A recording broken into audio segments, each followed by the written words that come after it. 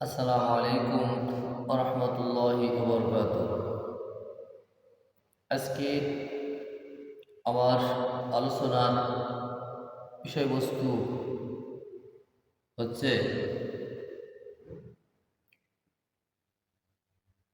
নফল নামাজ ফরজ নামাজের পরিপূরক।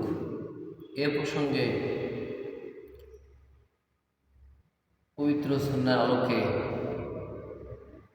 আলোচনা করার চেষ্টা করব ইনশাআল্লাহ।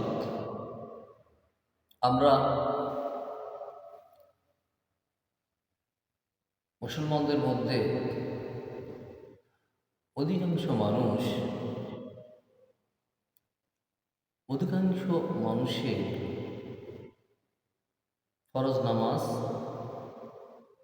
কাজা। হয়তো জীবনের শেষ অংশে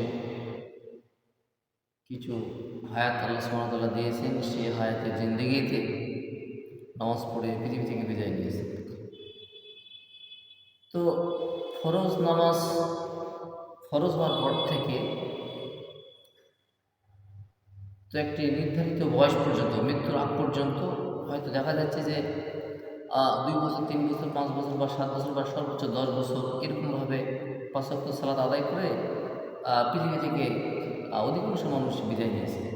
তো মাঝখানে যে একটা গ্যাপ, তো গ্যাপ রয়েছে, এই গ্যাপগুলো কীভাবে পূরণ হবে এ প্রসঙ্গে সহিহ বুখারী মুসলিম শরীফ হাদিসের আলোকে আমি আপনাদের সম্মুখে আলোচনা করার চেষ্টা করব ইনশাআল্লাহ।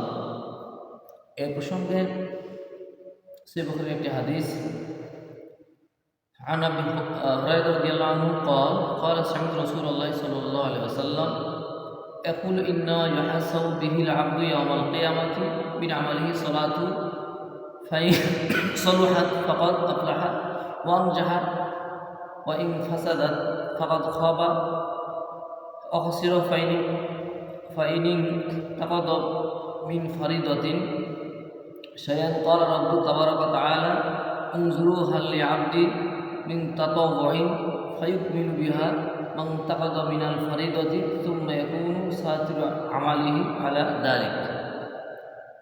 হযরত আবু হুরায়রা রাদিয়াল্লাহু আনহু হতে বর্ণিত, তিনি বলেন, আমি রাসূল করিম সাল্লাল্লাহু আলাইহি ওয়াসাল্লামকে বলতে শুনেছি, কিয়ামতের দিন বান্দার আমলের মাঝে সর্বপ্রথম তার নামাজ সম্পর্কে হিসেব নেওয়া হবে।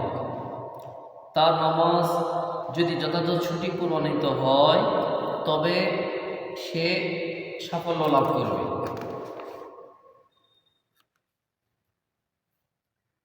আর যদি নামাজের হিসেবে খারাপ হয় তবে সে ব্যর্থ ও ক্ষতিগ্রস্ত হবে। হিসেবে নামাজে ফরজ যদি কিছু কম পড়ে তবে আল্লাহ রাব্বুল আলামিন তখন বলবেন, তোমরা দেখো আমার বান্দার কোনো নফল নামাজ বা নফল বন্দেগী আছে কি না, যদি থাকে তাহলে উহার দ্বারা ফরজের কমতি পূরণ করো, পরে তার অন্যান্য সব আমলের ব্যাপারে উহাই বিবেচিত ও অনুরূপভাবে কমতি পূরণ করা হবে। জামে তিরমিজি। তো আল্লাহ রাসূলের হাদিসের মাধ্যমে আমরা শিখলাম যে 5 ওয়াক্ত নামাজ যদি আমাদের অনেক গ্যাপ থাকে, কাজা থাকে, তাহলে কাল কিয়ামতের কঠিন দিনে সর্বপ্রথম আগে নামাজের হিসাব হবে। নামাজে যদি আমরা ব্যর্থ হই তাহলে আমরা ক্ষতিগ্রস্ত হব। তবে আল্লাহ রাব্বুল আলামিন ফেরেশতাদেরকে বলবে যে ওই বান্দার নফল নামাজ আছে নাকি, নফল নামাজ থাকলে নফল নামাজ সেখানে যেগুলো ঘাটতি আছে ঘাটতি পূরণ করা হবে। আর নফল নামাজ যদি না থাকে তাহলে নফল ইবাদত বিভিন্ন কিছু দান খয়রাত থেকে শুরু করে এভরিথিং, কোরআন তেলাওয়াত, জিকির, আজকার যতগুলো আছে এগুলোতে কী করবে, ঘাটতি পূরণ করবে। এটা হচ্ছে নামাজ। ফরজ নামাজ যদি আমাদের কাজা হয় তাহলে নফল নামাজের মধ্য দিয়ে বা নফল ইবাদতের মধ্য দিয়ে আল্লাহ রাব্বুল আলামিন কাল কিয়ামতের কঠিন দিনে আমাদের ঘাটতিগুলো পূরণ করে নেবে। বা পূর্ণ করে দিবে। এ প্রসঙ্গে একটি হাদিস, জামাতে নামাজের ফজিলত। আন উসমান রাদিয়াল্লাহু আনহু قال قال رسول الله صلى الله عليه وسلم من صلى العشاء في الجماعة فكأنها قام نصف الليل ومن صلى الصبح في جماعة فكأنما صلى الليل كله। হযরত উসমান রাদিয়াল্লাহু আনহু থেকে বর্ণিত, তিনি বলেন রাসূলুল্লাহ সাল্লাল্লাহু আলাইহি ওয়াসাল্লাম বলেছেন, যে ব্যক্তি ঈশার নামাজ জামাতের সাথে আদায় করেছে সে যেন অর্ধরাত্রি নামাজ আদায় করেছে, অতঃপর যে ব্যক্তি ফজরের নামাজ জামাতের সাথে আদায় করেছে সে যেন পূর্ণরাত্রি নামাজ আদায় করেছে। সহিহ মুসলিম খণ্ড 2 অধ্যায় সালাত, পৃষ্ঠা 344।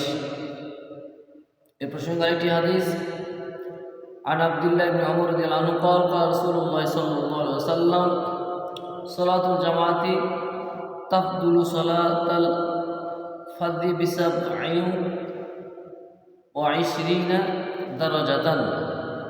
হযরত আব্দুল্লাহ ইবনে ওমর রাদিয়াল্লাহু আনহু থেকে বর্ণিত, তিনি বলেন রাসূলুল্লাহ সাল্লাল্লাহু আলাইহি ওয়াসাল্লাম বলেছেন, জামাতের সাথে নামাজ আদায়কারী একাকী নামাজ আদায়কারী থেকে 700 গুণ বেশি ফজিলতের অধিকারী। সহিহ বুখারী ও মুসলিম শরীফের হাদিস।